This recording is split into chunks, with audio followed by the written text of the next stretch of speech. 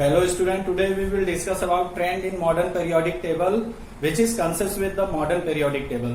जो क्या है modern periodic table से कंसिस्ट है एक तरीके से प्रॉपर्टीज जो एडेड होती हैं उसी को कैसे ये प्रोसीड करता है उसको हम जानेंगे कि कैसे कैसे एलिमेंट यहाँ पे पुटअप किए गए हैं और कैसे कैसे उनके atomic mass, atomic radii and there some in actual property which is consist with the atomic number तो डिस्कस करेंगे।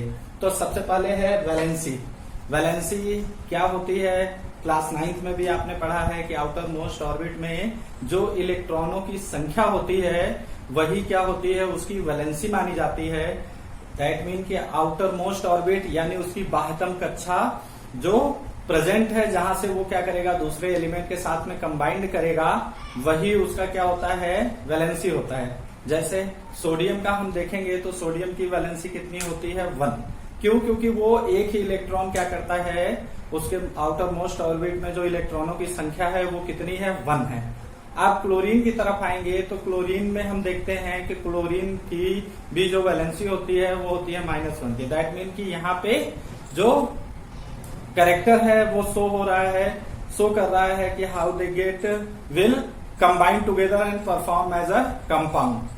तो number of valence electron present in the outer most shell a valency, outer most shell is called valency.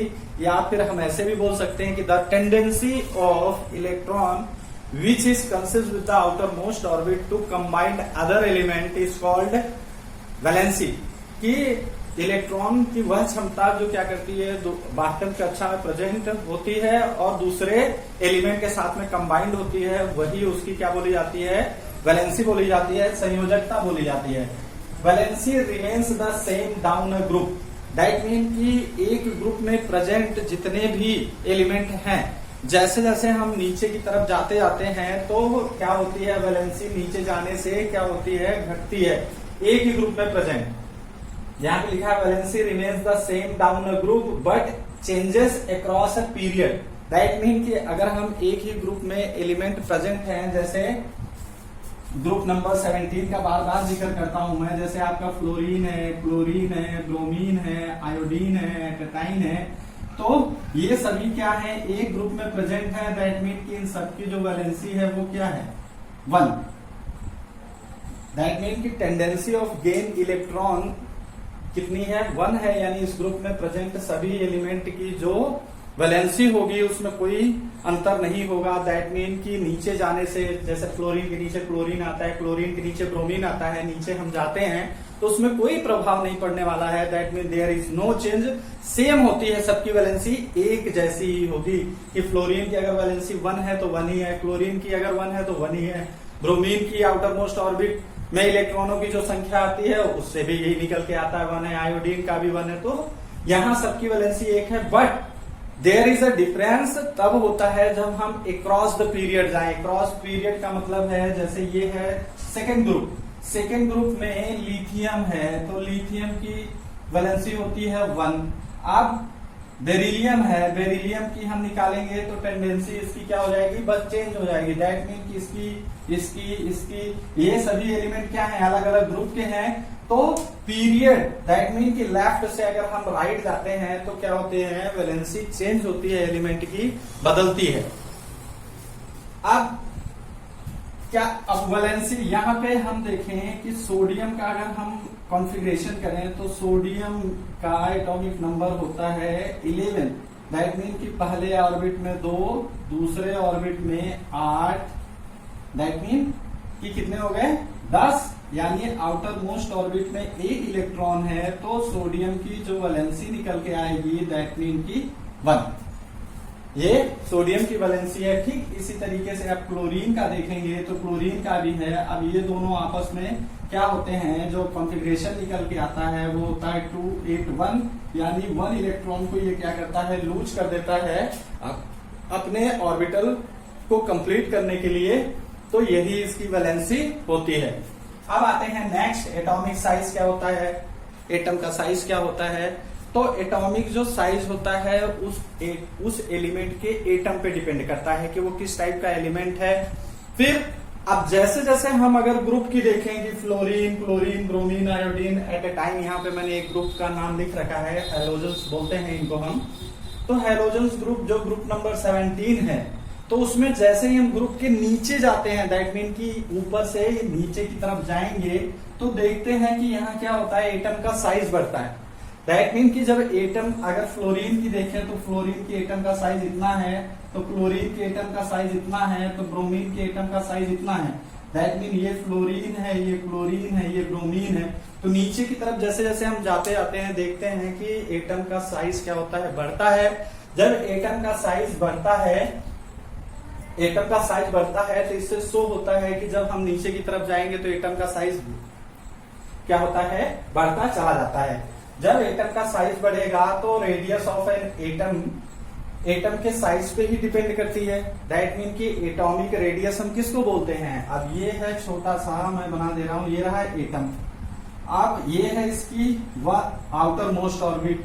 तो outer most orbit के से centre, that mean उसके nucleus के बीच की जो डिस्टेंस होती है, इसको ही हम क्या बोलते हैं, एटॉमिक रेडियस बोलते हैं, यानी एटम की रेडियस। अगर हम इसको सोडियम मान लें तो सोडियम के सेंटर जो मेटलिक सेंटर है, वहां से लेके आउटर मोस्ट ऑर्बिट के बीच में जितनी डिस्टेंस है उसको हम क्या बोलते हैं, रेडियस बोलते हैं। उस एलिमेंट का एटॉमिक रेडियस होता है।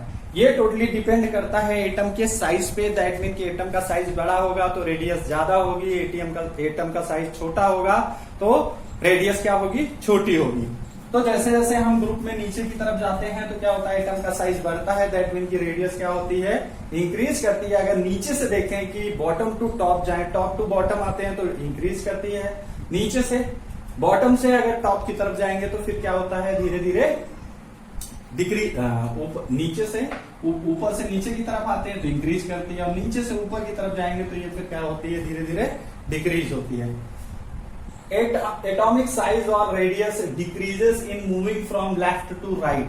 अगर हम बाएं से दाएं की तरफ जाते हैं तो जो एटॉमिक रेडियस होती है वो क्या होती है, कम होती चली जाती है। दैट मीन की पीरियड अगर हम बदल रहे हैं, जैसे लिथियम है, group second period, group first है इसका लिथियम का, लेकिन जो सेकेंड पीरियड है, सेकेंड पीरियड में हम रेस्ट से राइट की तरफ जाएंगे, यानी लेफ्ट से राइट की तरफ जाएंगे तो क्या होती है, डिक्रीज करती है रेडियस।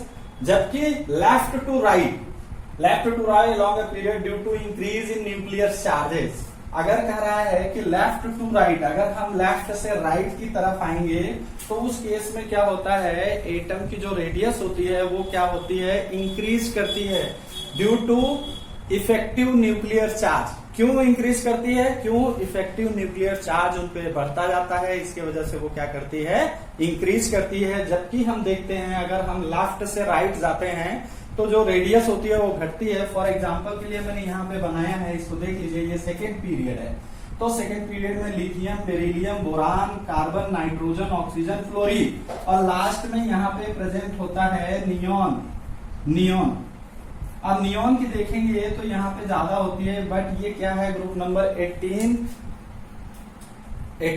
के एलिमेंट है तो हम इनको नहीं लेते। इन सबका आप देखोगे जो रेडियस होती है वो ज्यादा होती है तो टोटली, लेकिन बट ये 0 ग्रुप के हैं। यहाँ से यहाँ तक जो देखते हैं हम वो देखते चलिए कि यहाँ पे लिथियम की 152 एटम की साइज आ रही है, यहाँ पे बेरिलियम का 111 आ रहा है, बोरॉन का 88 आ रहा है, कार्बन का 77 आ रहा है, नाइट्रोजन का 70 आ रहा है, ऑक्सीजन का 74। तो रेस्ट ऑफ लिथियम से अगर कंपेयर करेंगे तो ओवरऑल लेफ्ट से राइट जाने में क्या होता है, एटम का साइज घटता है। और जब एटम का साइज कब बढ़ता है, जब हम ग्रुप में ऊपर से नीचे की तरफ जाते हैं। Atomic size increases down the group. यहाँ पे आगे आपका की जो रेडियस होती है, एटम की जो रेडियस होती है, अगर हम नीचे की तरफ जाते जाएंगे, ये रही रेडियस फ्लोरीन की, ये रही क्लोरीन की, ये रही ब्रोमीन की। तो यहाँ देख लीजिए R1, R2 मान लें, इसको R3 मान लें, तो हम इन तीनों को कंप्राइज करें तो ब्रोमीन की जो रेडियस है वो ज्यादा आ रही है। इससे शो हो रहा है कि जैसे जैसे हम ग्रुप में नीचे की तरफ जाते हैं वो एटम की जो रेडियस होती है वो बढ़ती है। क्यों, क्योंकि साइज एटम का बढ़ता है, इस वजह से क्या होता है, रेडियस भी उसकी बढ़ती है। Atomic size increases down the group because new cell are being added as we go down the group. इनका